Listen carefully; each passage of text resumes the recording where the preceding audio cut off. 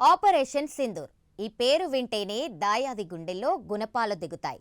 పహల్గామ్ దాడికి ప్రతీకారంగా భారత్ చేపట్టిన ఆపరేషన్ సింధూర్ యావత్ ప్రపంచాన్ని విస్మయానికి గురిచేయడంతో పాటు భారత్ తడాకా ఏంటో నిరూపించింది. అయితే ఆపరేషన్ సింధూర్ దెబ్బతో విలవిలలాడిపోయిన పాక్ సహాయం కోరుతూ ప్రపంచ దేశాల ముందు మోకరిల్లింది. భారత్ నుంచి కాపాడాలని వివిధ దేశాలను వేడుకుంది.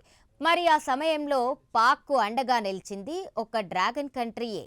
చైనా పాక్కు ఏ విధంగా తెర వెనుక నుంచి గుట్టు చప్పుడు కాకుండా సహాయం చేసిందనే దానిపై అమెరికాకు చెందిన పెంటగాన్ ఓ సంచలన రిపోర్ట్ని విడుదల చేసింది. ఈ షాకింగ్ రిపోర్ట్ ఇప్పుడు పాక్తో పాటు డ్రాగన్ కంట్రీ నిజస్వరూపాన్ని ప్రపంచం ముందు బయటపెట్టింది. పహల్గామ్ ఉగ్రదాడికి ప్రతీకారంగా భారత్ ఆపరేషన్ సింధూర్తో పాక్కు 3 చెరువుల నీళ్లు తాగించింది. పాక్ పీఓకేలోని 9 ఉగ్ర స్థావరాలను మన సైన్యం గురిపెట్టి మరీ ధ్వంసం చేసింది. దీంతో పాకిస్తాన్ ఓటమిని చవిచూడాల్సి వచ్చింది.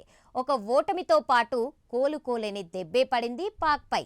అయితే ఈ సంఘటన జరిగిన 7 నెలల తర్వాత ఓ షాకింగ్ రిపోర్ట్ వెలుగులోకి వచ్చింది. అమెరికాకు చెందిన పెంటగాన్ ఈ రిపోర్ట్ను విడుదల చేసింది. ఆపరేషన్ సింధూర్ సమయంలో చైనా ప్రపంచానికి తెలియకుండా పాకిస్తాన్కు ఏ విధంగా దొంగతనంగా సాయం చేసిందో అదంతా కూడా ఈ నివేదిక ద్వారా వెల్లడించింది.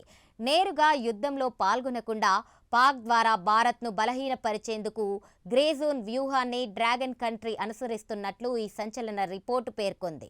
ఆపరేషన్ సింధూర్ సమయంలో చైనా పాక్కు 3 రకాలుగా సహాయం చేసిందని ఈ షాకింగ్ రిపోర్ట్ పేర్కొంది. అందులో మొదటిది కీలకమైంది ఇంటెలిజెన్స్. పాక్ ఈ విషయంలో చాలా వీక్. అందులో యుద్ధ సమయం కావడంతో నిఘా అనేది చాలా కీ రోల్ ప్లే చేస్తుంది. అందుకే చైనా తన ఇంటెలిజెన్స్ వ్యవస్థ సహాయంతో భారత్ కదలికలను పసిగట్టి పాక్కు పెద్ద సహాయం చేసింది. అందులో భాగంగా తన శాటిలైట్ ఎలక్ట్రానిక్ నిఘా ద్వారా పాకిస్తాన్కు భారత్కు సంబంధించిన రియల్ టైం పర్యవేక్షణను అందించింది. దీనివల్ల పాక్ కార్యకలాపాలు భారత్పై లక్ష్యం చేసుకోవడానికి సమన్వయం చేసుకోవడానికి వీలు కలిగింది. అదే సమయంలో అదే విధంగా రెండో సహాయం ఇన్ఫర్మేషన్ సేకరించి పాక్కు ఇవ్వడం. దీంతో పాటు భారత్ ఆపరేషన్ సింధూర్పై చేసిన ఆరోపణలను ఖండించడానికి పాకిస్తాన్ కథనాన్ని అంతర్జాతీయంగా వ్యాప్తి చేసేందుకు చైనా ఆన్లైన్ ప్రచారాలు పెద్ద ఎత్తున చేసినట్లు పెంటగాన్ రిపోర్ట్ పేర్కొంది. ఇక మూడోది సైబర్ కార్యకలాపాలు. పాకిస్తాన్పై సైబర్ దాడులు, దౌత్యపరమైన సంఘర్షణలు పెరగకుండా సాధ్యమైనంత వరకు చైనా సైబర్ నిపుణులు నిరోధించారు. అదేవిధంగా అదే సమయంలో భారత్పై ఒత్తిడిని కొనసాగించారు. ఇలా ఇంటెలిజెన్స్, ఇన్ఫర్మేషన్, సైబర్ కార్యకలాపాల రూపంలో పాకిస్తాన్కి సాయం చేసిన చైనా నేరుగా పీపుల్స్ లిబరేషన్ ఆర్మీని మాత్రం రంగంలోకి దింపలేదు. వెనుక నుంచి మాత్రం ఫుల్ సపోర్ట్ ఇచ్చిందని ఈ అమెరికా రిపోర్ట్ బహిర్గతం చేసింది. అయితే చైనా ఇలా గ్రే జోన్ వ్యూహాన్ని ఎందుకు అనుసరించిందనేది కూడా రిపోర్ట్లో కులంకుశంగా వివరించడం జరిగింది. పెంటగాన్ రిపోర్టు ప్రకారం భారత్ అమెరికాతో రక్షణ సహకారాన్ని పెంచకుండా నిరోధించడమే చైనా ప్లాన్.